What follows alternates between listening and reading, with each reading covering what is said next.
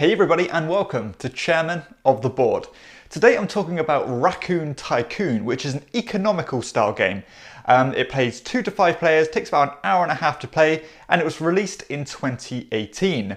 Now the idea of the game is you're trying to basically gain loads and loads of money in order to buy things which basically give you points at the end of the game, and then the person with the most points at the end of the game is obviously the winner. Now, when you think of these economic games, I personally tend to think that they're going to be very heavy, very brain burnery, very kind of rules intense. But this one is surprisingly simple. It's very digestible because the whole game breaks down into 5 very simple actions you can take on your turn. And basically a turn is going to consist of one of those 5 actions and it's going to pass on to the next player. And those actions are very quick, very simple, very straightforward. So, in return, that kind of goes, the player uptime is very good because it always seems to be your turn. Like most economic games, there are a number of different goods or commodities in the game, and the prices of those, or the market value of those commodities, is constantly in flux, going up as people kind of collect them, or going down when people are selling them. And this one is, just like that, you do the same thing. So basically let's talk about some of the actions you do on your turn. So basically the first one is to produce goods. And to do that, you basically play a card, and the card is going to have 2 bits of information on. The first bit of information is going to show the different types of commodities that are going to raise in price. And the second portion of that card is basically the goods you can take into your personal kind of, your personal pool of goods, which you can later sell, which takes us to our second action you can take, which is to sell goods. Basically, to sell goods, you choose a type of commodity and you sell that amount of goods at the current market price. But for every good you sell, the market price drops $1 or whatever money is in this game. So yeah, you've got to be very careful about when you're going to, when you're going to raise the prices, because the person next to you might have loads of those type of goods and just instantly sell them. So when it comes back to you, you might not have, or the goods you have might not be worth any money anymore. So yeah, you've got to really consider about what other players have as well. The third type of thing you do is to basically start an auction by buying these railway cards. And these railway cards basically work in a very simple set collection manner, whereas if you have 1, it's worth like 3 points. If you have 2, it's worth 7 points, 3, 12 points, and so on, which is very, very common theme in board games. But this one is really unique because there's only a few different types of, sets to collect. And those points are very, very powerful in the game. It's not an incredibly high scoring game.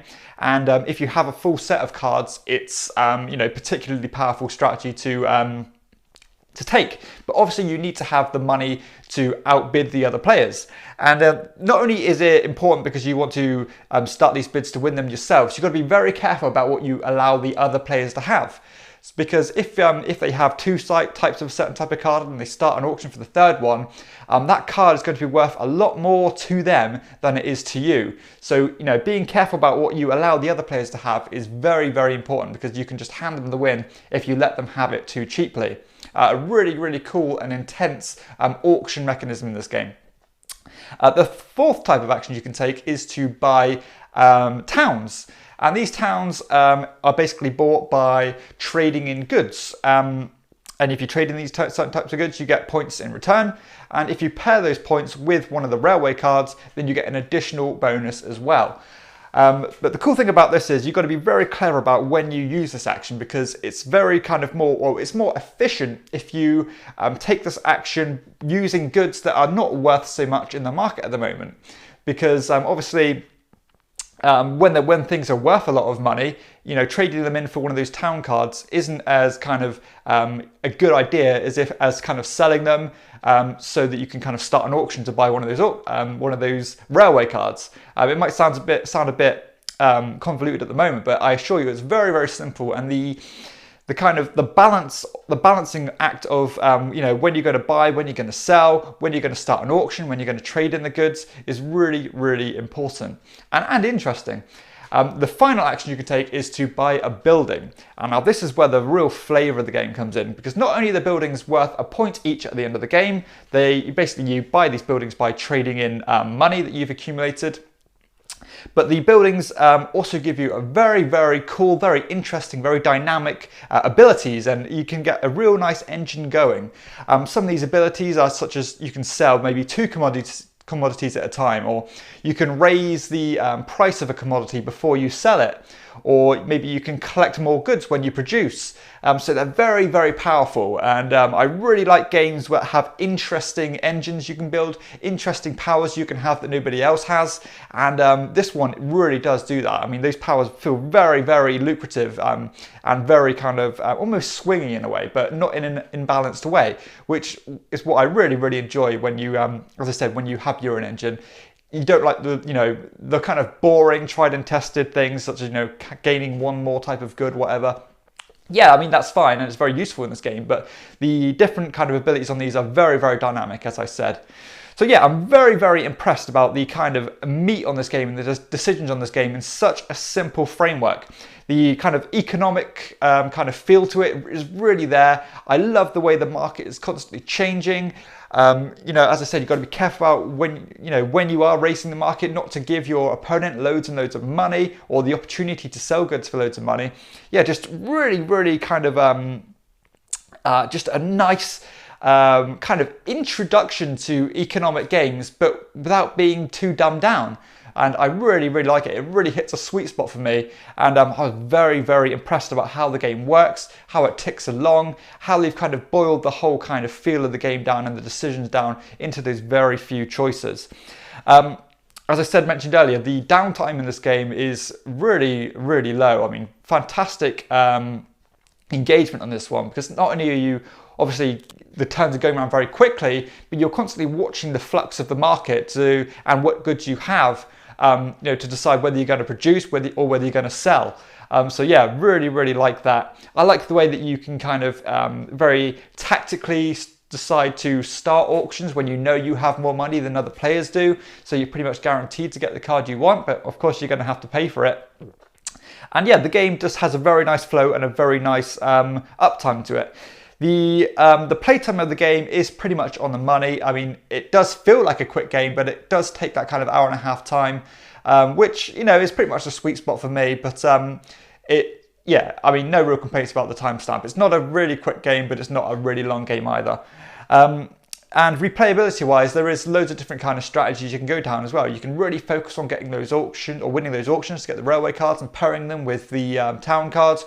You can focus on getting your engine really powerful. You can focus on gaining as much money as possible, because another way to win the game is to get $1,000, which is really quite interesting, because you can just completely ignore the points in this kind of the sudden death mechanism, where as soon as you get $1,000, which is a very, very hard task to do, but you could instantly trigger that game end, which is another just thing to think about. Something that really did impress me about this game is just the artwork on the game is absolutely fantastic. Absolutely charming artwork, especially on the railway cards. They have these very kind of anthropomorphic, kind of Victorian, domesticated animals such as cats and dogs, and I think that's foxes and badgers, and they're all in these very kind of Victorian gear, like top hats and stuff. Very, very nice looking game. In fact, really, really stunning, to be honest. There's a bit of a disconnect between some of the artwork because the buildings has a very kind of cartoony, simplistic feel to them. But again, the railway cards are very kind of very vibrant, very detailed. So no, not a real complaint, just almost a bit of a disconnect between some of the art styles, but overall looks absolutely lovely. Also very, very clear symbology and stuff like that. No issues there at all. Component wise, again, really, really nice quality here. I've played the Kickstarter version, so I'm not sure if the actual card stock and stuff are different between the retail version or not. But yeah, the Kickstarter version is very, very nice. I played with a paper kind of, almost like, I don't know what kind of, like a plasticky type of paper money. But that was absolutely fine. It's nice to kind of, hold in your hand. You can deal it out quickly. But equally, it'd work well if you had the coins. So again, component wise, absolutely, perfectly fine, if not good, very, very good, in fact. And the theme of it as well, it has that kind of Victorian, stock market kind of feel. I'm not really sure whether the anthropomorphic animals fit into it, but again, it comes together nicely in a nice package, and it just looks really nice. Setup time as well, not bad at all. Literally just set up the all the different commodities, deal some money out, give everybody a secret objective, so you've got a bit of a strategy to start with there, you know, somewhere to go down or a path to follow, just to get you started, and yeah, you're pretty much good to go. So yeah, overall, this is a game that really, I was intrigued to play it when it came out last year, but I thought, you know, I'm not too, I like economic games, so I'm not really invested in them because, as I said, they always seem a bit too convoluted, a bit too fiddly for me. But when I played this one, I was absolutely blown away with how much I enjoyed it. I mean, first I was a bit kind of like, I wasn't seeing how it all fit together, but then it really just started to click for me. Really started to get into it. I saw how, you know, how important those decisions are about when you take these certain actions. I love auction games, and this auction really does come to life in this game. They can get really fierce and competitive trying to get the cards you want. And I love the balance between the different things you can do as well. I love the fluctuating market. It's absolutely really impressed with this game. You know, I went in with moderate expectations, and this completely blew it out the water. You know, I played a friend's version, and I'm going to be ordering it straight away because I really did enjoy it that much. You know, if I played this last year, this would have come right towards the top end of my top games of 2018. Yeah, really impressed. Love how simple it is, you know, in relation to how deep the game is. Very enjoyed this one. I would consider it an excellent game. It's going to get an excellent verdict from me, and you know what, I can even see it creeping up from there. Yeah, absolutely an excellent game. That is Raccoon Tycoon. Definitely one to try out if you are intrigued by these economic games, but again, they almost seem a bit too daunting at times. This one is a really good one to introduce new players to economic games as well, if that's your cup of tea and you want to use a bit of a gateway. Yeah, really recommend this one. That is Raccoon Tycoon. If you have enjoyed this video, please hit like and subscribe to my channel, and check out my other videos too. For everyone else, I'll see you next time on Chairman of the Board. Bye.